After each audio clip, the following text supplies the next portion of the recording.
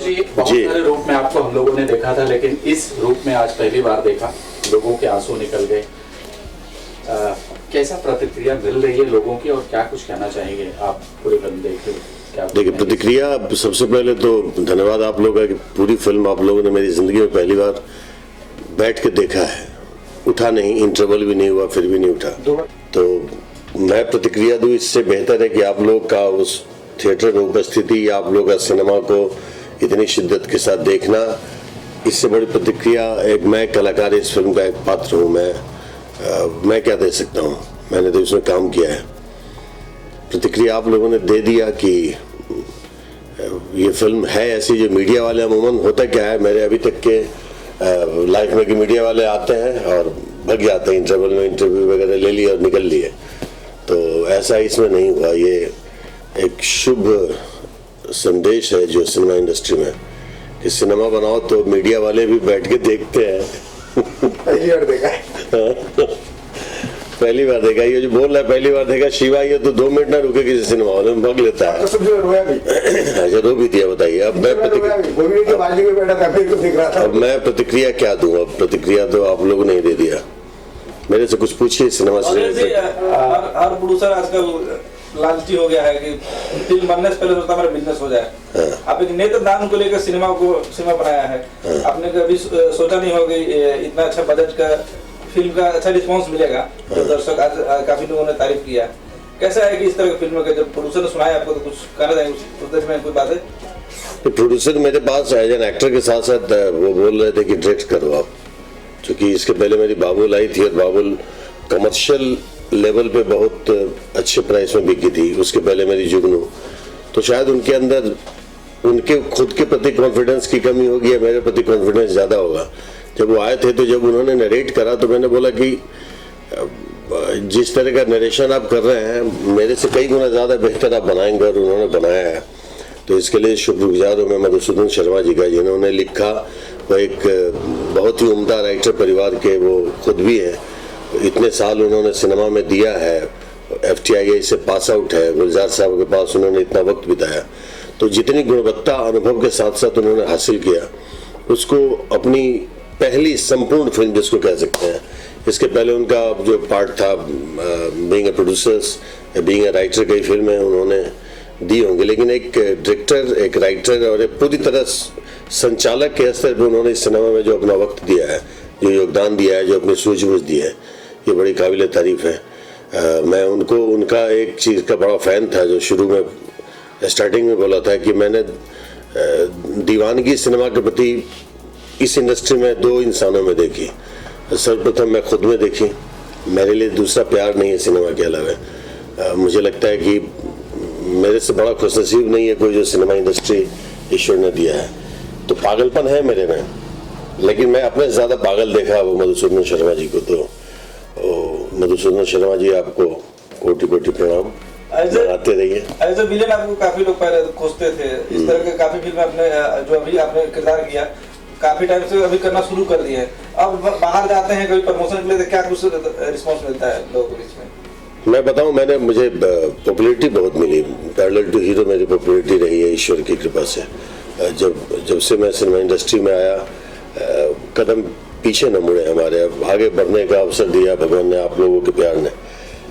मेहंदी लगा के रखना एक फिल्म मेरी आई थी, जहाँ से मैंने विलन को नज़रअंदाज करके एक पॉजिटिव किरदार में अपने आप को लाने की कोशिश की थी। लोगों ने उसको सराहा, बहुत प्यार दिया, बहुत सम्मान दिया। लेकिन मेरी फिल्म जब से बाबुल आई है, बाबुल ने जो मेरी प्रतिष्ठा बढ़ाई है, वो मैं कभी सपने में नहीं सोच सकता था कि हमसे बुजुर्ग लोग हमारे पाँव छू करके और बाबुल की बात करते हैं कि क्या फिल्म बनाया, बहुत रुलाया, रोते रोते रह गया। तो केवल ये रोना देखिए, रुलाना एक रो लेना बहुत आसान काम है, लेकिन रुलाना किसी को तो बड़ा टफ जॉब हो जाता है। क्योंकि हम जब तक फील नहीं करेंगे तो अपनी फीलिंग दूसरों तक हम इम्प्लीमेंट नहीं कर सकते हैं। तो हम रोए या ना रोए, लेकिन बिना रोए रुला देना, बिना बोले लोगों की आंखों में आंसू ला देना, तो ये सब एक्सपेरिमेंट अगर इस तरह की फिल्में मेरी ज़िंदगी में आई हैं तो ही कर पा रहा हूँ। ये मेरी खुशकिस्मती है या लोगों का मेरे प्रति इस कदर का विश्वास है कि मुझे लग रहा है कि अब इस तरह की फिल्में बननी चाहिए और एक मिथक टूटते रहना चाहिए। सिनेमा इंडस्ट्री, चाहे वो हॉलीवुड हो, बॉलीवुड हो, साउथ इंडस्ट्री हो, कहीं भी हो, कितने मिथक को उन लोगों ने खुद ही तोड़ा है। हमारे यहाँ केवल एक ही मिथक था कि एक मतलब सिनेमा के नाम पे एक प्रपोजल बनता है जहाँ चंद व्यक्ति विशेष के लोगों के लिए सिनेमा बनाया जाता है। खुल के बोलो कि हीरो के लिए सिनेमा बनाया जाता है, और जब सिनेमा को हीरो बनाया जाए और उसके तमाम किरदार अपने आप में हीरो नजर आने लगे तो वो सिनेमा की सार्थकता वही होती है जो हिंदी इंडस्ट्री में शुरू हो चुकी है। बड़े बड़े सुपरस्टार्स की फिल्में बैठ जाती हैं और छोटी छोटी बीच की गुदगुदी वाली फिल्में चल जाती हैं, इमोशनल फिल्में चल जाती हैं।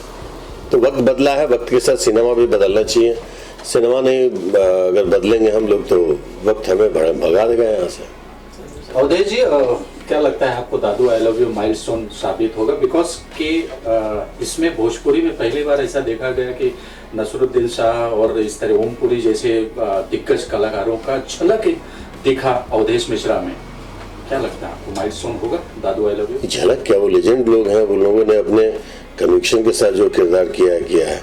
तो मैं एक अभिनेता के तौर पर मेरे कन्विक्शन के साथ जो हो पाया मैंने किया, जो कैरेक्टर का डिमांड था, एक दादा और दादा वो भी रिटायर्ड फौजी, तो जो बॉडी लैंग्वेज वगैरह देखिए, हम कुछ भी करेंगे, बड़ा खुल के बात बता दूं, हम सब लोग बोलते हैं कि आपने किरदार बदल दिया। मैं रहूंगा अवधेश मिश्रा ही, उस किरदार में अपने आप को ढाल करके उस चीज को बिलीव करवाने की कोशिश करूंगा। तो मैंने वो किया है, एक दादा जो रिटायर्ड फौजी है। और इस तरह की कई फिल्में हैं हमारी, अभी ये दादू आई लव यू, मेरे पापा है, इतनी सी खुशी है, या और भी कई फिल्में जो बन रही हैं। लेकिन उन सब में दादू आई लव यू इसलिए विशेष है कि एक बहुत बड़ा चैलेंज था हमारे निर्देशक महोदय के कांधे पे और तमाम कलाकारों पे, स्पेशली मेरे और वो बच्चा जो हनु, जो आर्यन नाम है उसका रियल नेम।